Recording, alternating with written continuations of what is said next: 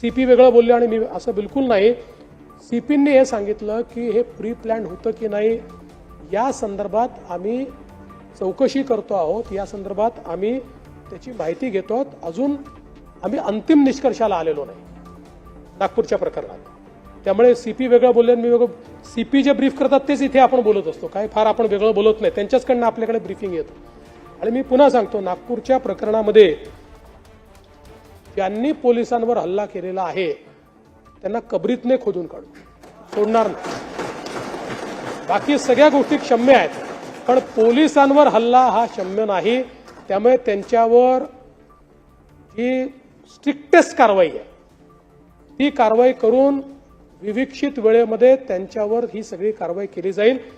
पण आता नागपूर शांत आहे, नागपूर तसं शांततेकरताच प्रसिद्ध आहे।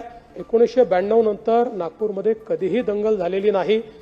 त्यामुळे परवाचा झालेला इन्सिडन्स हा काही लोकांनी, याच्याकरता काही हा समाज तो समाज असं नाही, पण काही लोकांनी हा जाणीवपूर्वक केलेला त्या ठिकाणी लक्षात येतो।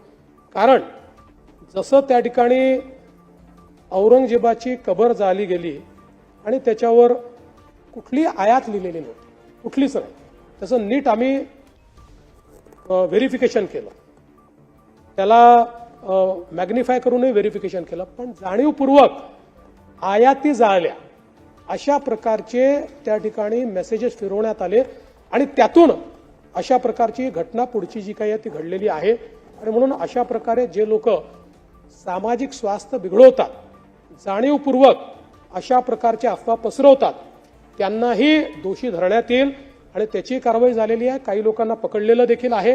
त्यामुळे या संदर्भात कुठल्याही परिस्थितीमध्ये अतिशय कडक कारवाई ही केल्याशिवाय आम्ही थांबणार नाही।